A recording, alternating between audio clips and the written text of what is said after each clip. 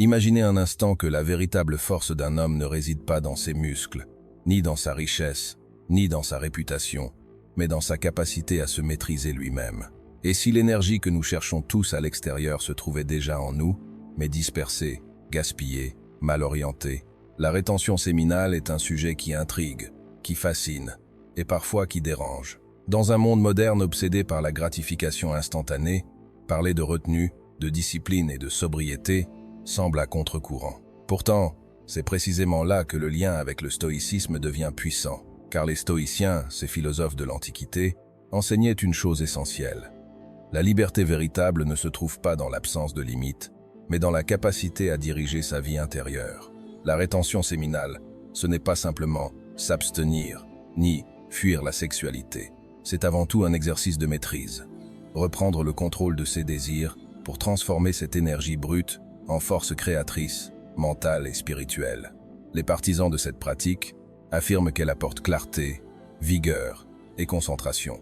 Mais ce qui nous intéresse ici, ce n'est pas de la présenter comme une recette magique, mais de la mettre en perspective avec la sagesse stoïcienne. Car au fond, qu'enseignaient Sénèque, Épictète ou Marc Aurèle? Que l'homme libre n'est pas celui qui se laisse aller à ses passions, mais celui qui les gouverne. Il voyait dans les désirs une source de souffrance, si nous les laissions prendre le dessus, mais aussi une matière première à travailler, à transformer. Dans cette vidéo, nous allons plonger dans ce parallèle fascinant. Comment la pratique moderne de la rétention séminale peut être comprise à travers le prisme du stoïcisme.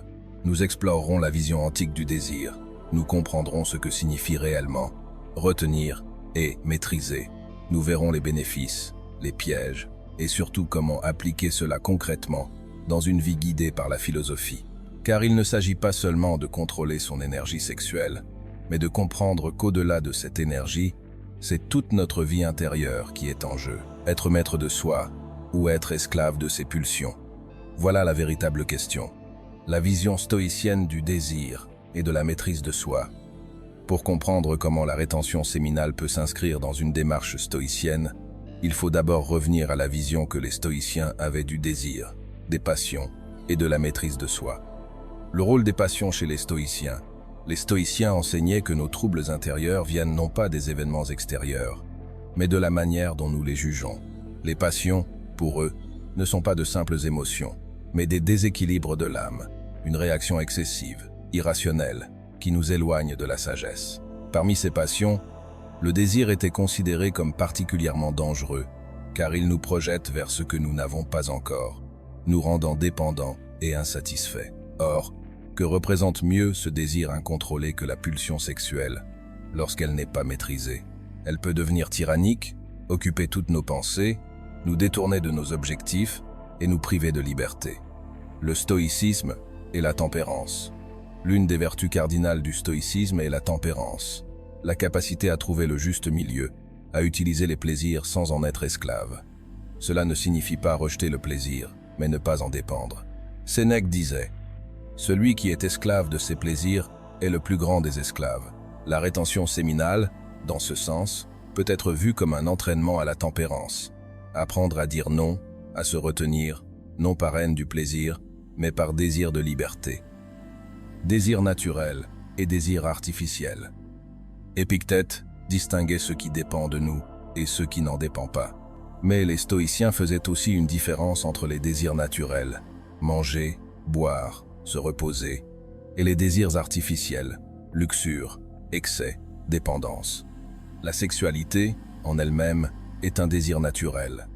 Elle assure la reproduction, elle peut renforcer des liens affectifs, mais son excès, son utilisation débridée comme simple source de plaisir immédiat, relève du désir artificiel, donc dangereux pour l'équilibre de l'âme. La rétention séminale devient alors une manière d'éduquer ce désir. Rappeler que la sexualité n'est pas une tyrannie, mais une énergie à dompter. Marc Aurèle et la maîtrise intérieure. Dans ses pensées pour moi-même, Marc Aurèle revient souvent sur l'idée que le véritable combat de l'homme est intérieur. Tu as pouvoir sur ton esprit, pas sur les événements extérieurs. Comprends cela, et tu trouveras la force. Appliqué à la rétention, cela signifie que le problème n'est pas le monde extérieur, ni même les pulsions en elles-mêmes, mais la manière dont nous décidons d'y répondre. Nous ne contrôlons pas toujours les désirs qui surgissent en nous, mais nous contrôlons notre réponse à ces désirs. La discipline comme entraînement. Les stoïciens considéraient la vie comme une école permanente. Chaque situation est une occasion de s'entraîner à la sagesse. Ainsi, résister à une pulsion, ce n'est pas une privation vaine, mais un exercice, un entraînement de l'âme. La rétention séminale devient alors un terrain d'entraînement quotidien, une manière de muscler sa volonté, de vérifier que nous sommes maîtres de nous-mêmes. La rétention séminale, définition et principe. Pour aller plus loin, il est nécessaire de clarifier ce que signifie exactement la rétention séminale. Trop souvent, ce concept est entouré de mythes, de croyances exagérées, voire de discours extrêmes. Pourtant, replacée dans une démarche philosophique, elle peut se comprendre de manière simple et rationnelle. Ce que la rétention séminale n'est pas. La rétention séminale n'est pas un rejet de la sexualité. Elle n'est pas non plus une pratique de haine du corps ou de ses désirs. Les stoïciens, rappelons-le, ne rejetaient pas le monde. Ils cherchaient à l'habiter avec sagesse. De la même manière, retenir son énergie ne signifie pas refuser sa nature humaine. Ce n'est pas non plus une compétition de durée, où l'on chercherait à battre un record d'abstinence. Lorsque la pratique devient obsessionnelle, elle s'éloigne de la sagesse et se rapproche du fanatisme. La rétention séminale, c'est le choix conscient de ne pas céder systématiquement à la pulsion sexuelle, mais d'apprendre à l'apprivoiser. C'est une manière de rappeler que notre énergie vitale est précieuse et que nous pouvons l'orienter vers autre chose que la seule satisfaction immédiate. Elle ne consiste pas uniquement à retenir, mais à transformer. Transformer l'énergie sexuelle en énergie créative, physique, intellectuelle ou spirituelle. La différence entre abstinence, chasteté et rétention. L'abstinence, c'est l'absence d'activité sexuelle volontaire ou subie. La chasteté, historiquement, elle a une connotation religieuse, liée à la pureté morale et à l'éloignement du désir charnel. La rétention séminale, c'est un entraînement de la volonté. Elle peut s'intégrer dans une vie sexuelle équilibrée, mais elle consiste surtout à ne pas se laisser gouverner par l'habitude ou l'impulsion. Ainsi comprise, elle rejoint parfaitement l'esprit stoïcien. Ne pas être esclave de ses désirs, mais les gouverner. Pourquoi ce sujet revient aujourd'hui? Dans une époque où les stimulations sexuelles sont omniprésentes, publicité, Internet, réseaux sociaux, la maîtrise de soi devient un défi quotidien. Beaucoup d'hommes sentent que cette surconsommation affaiblit leur énergie, leur concentration, leur confiance en eux. C'est pourquoi la rétention séminale séduit de plus en plus. Elle apparaît comme une voie de rééquilibrage, un retour à une certaine sobriété intérieure, non pas pour fuir le plaisir, mais pour ne plus en être dépendant. Les bénéfices attribués à la rétention. Si la rétention séminale attire, c'est parce que beaucoup affirment en ressentir des bénéfices. Certains peuvent être mesurés, d'autres sont plus subjectifs. Mais replacés dans le cadre du stoïcisme, ils prennent une dimension philosophique. Ce sont autant d'occasions d'exercer sa vertu. Les bénéfices physiques, énergie accrue. Beaucoup témoignent d'une vitalité retrouvée, comme si l'organisme économisait une force précieuse. Les stoïciens auraient dit « Tu cesses de gaspiller ton souffle vital dans des excès inutiles ». Amélioration du sommeil et de la récupération. Une énergie mieux canalisée peut se traduire par un corps plus reposé. Meilleure endurance dans le sport. En apprenant à se retenir, on apprend aussi à dominer son corps, à supporter l'effort. Les bénéfices mentaux. Clarté d'esprit.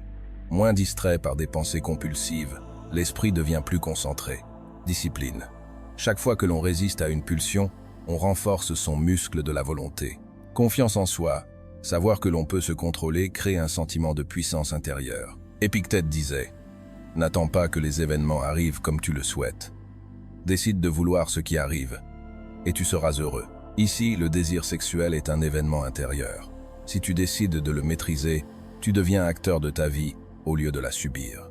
Les bénéfices spirituels. Connexion à soi. En cessant de se disperser dans les plaisirs immédiats, on peut entendre plus clairement la voix intérieure. Sens de la transcendance. De nombreuses traditions, du taoïsme au christianisme, ont vu dans la maîtrise de l'énergie sexuelle une porte vers une vie plus élevée. Le stoïcisme, sans employer ces termes, partage cette idée. Dominer son corps, c'est s'élever au-dessus de lui. Sérénité. La retenue apporte un calme intérieur, une paix face au désir. La mise en perspective stoïcienne. Les stoïciens auraient sans doute dit que ces bénéfices ne sont pas une fin en soi, car rechercher un bénéfice, c'est encore courir après un désir.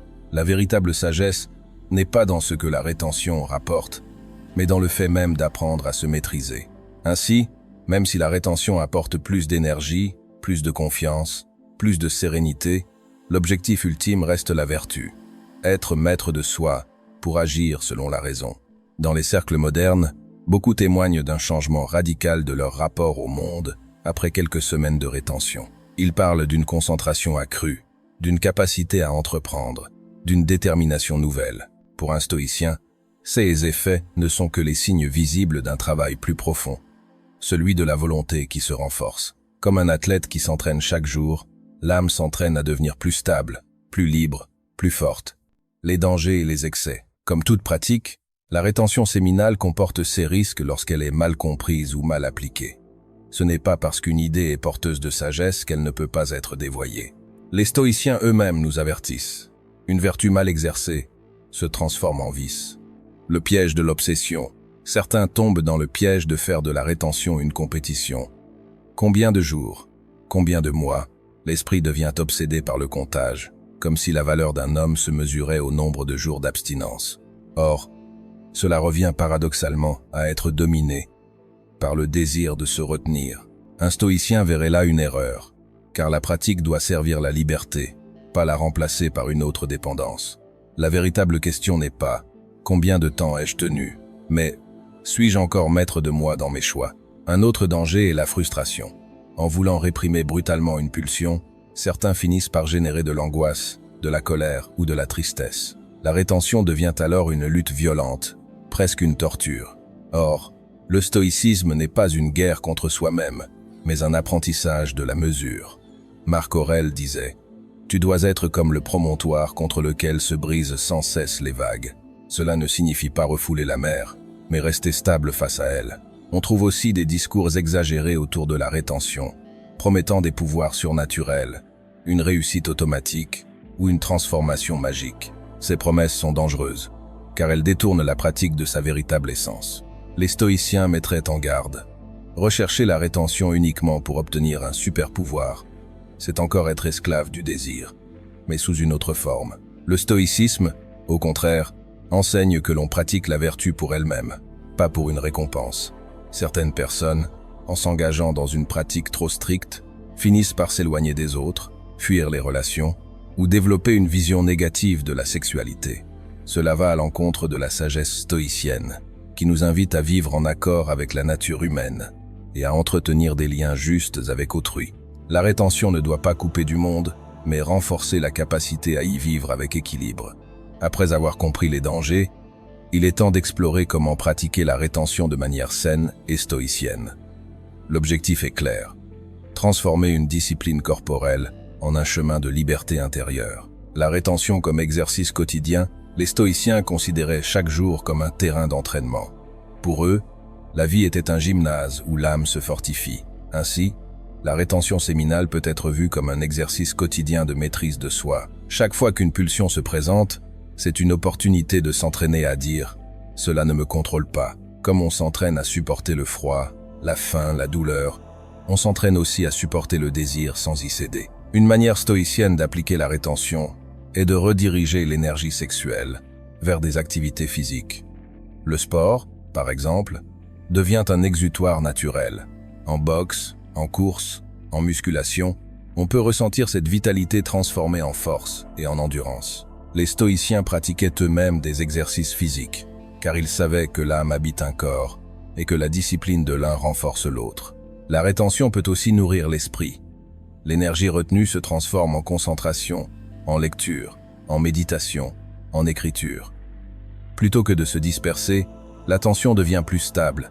Sénèque écrivait « Ce n'est pas que nous manquons de temps, mais que nous en perdons beaucoup. De la même manière, ce n'est pas que nous manquons d'énergie, mais que nous la gaspillons souvent. » Chaque jour, les stoïciens conseillaient de prendre un moment pour méditer, revoir ses actions, analyser ses pensées, se préparer aux épreuves. La rétention peut s'inscrire dans cette méditation. Observer ses désirs sans jugement, apprendre à les accueillir sans leur obéir. Ainsi, au lieu de refouler brutalement une pulsion, On la contemple comme un phénomène naturel, comme une vague passagère. On se dit, voici un désir. Il ne m'appartient pas de le supprimer, mais il m'appartient de ne pas m'y soumettre. Beaucoup de grands penseurs, artistes ou inventeurs ont témoigné que la discipline sexuelle renforçait leur créativité. La rétention peut devenir un carburant pour entreprendre, créer, bâtir. Un esprit stoïcien verrait cela non comme un pouvoir magique, mais comme la conséquence logique d'une énergie mieux dirigée. Lorsque tu ne gaspilles pas tes forces, tu peux les consacrer à ce qui compte vraiment. 6.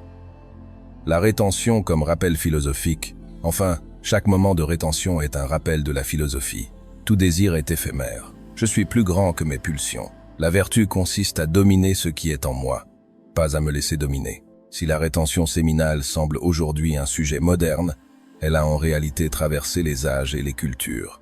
Bien avant les discours actuels, de nombreuses traditions philosophiques et spirituelles ont perçu l'énergie sexuelle comme une force à canaliser, à transformer. Explorer ces parallèles nous permet de mieux comprendre comment le stoïcisme s'inscrit dans une sagesse universelle. En Chine ancienne, le taoïsme enseignait l'existence du qi, l'énergie vitale qui circule dans le corps. Pour les taoïstes, l'énergie sexuelle en est une composante puissante. La retenir ou la sublimer permettait de renforcer la longévité, la vitalité et l'harmonie intérieure. Les pratiques taoïstes incluaient des exercices de respiration, de méditation et parfois de rétention. Leur but n'était pas d'interdire la sexualité, mais de l'équilibrer afin de transformer l'énergie sexuelle en énergie spirituelle. Le lien avec le stoïcisme est clair. Dans les deux cas, il s'agit de ne pas être esclave du désir, mais de l'orienter pour grandir intérieurement. Le bouddhisme identifie le désir comme l'une des racines de la souffrance. Pour le Bouddha, l'attachement aux plaisirs éphémères est une cause majeure d'illusion et de douleur. Les moines bouddhistes pratiquent souvent le célibat, non par haine du corps, mais pour libérer l'esprit de la distraction des passions. La rétention, comprise ainsi, devient une voie de clarté et de concentration. Même si le stoïcisme ne prône pas le renoncement total, il partage cette idée fondamentale. La liberté naît de la maîtrise du désir. Dans la tradition chrétienne, la chasteté a longtemps été valorisée comme une vertu.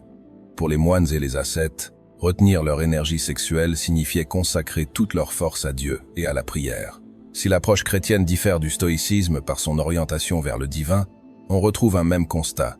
L'énergie sexuelle, si elle n'est pas maîtrisée, peut devenir une distraction, voire un obstacle à la quête spirituelle.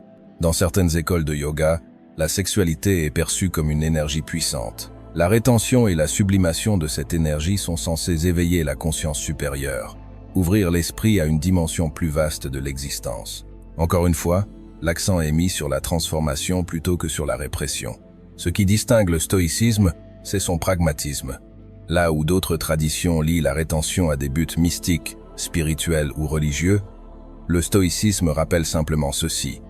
Tout ce qui renforce la maîtrise de soi renforce la liberté. Ainsi, la rétention n'a pas besoin d'être vue comme une quête de pouvoir caché ou une exigence divine.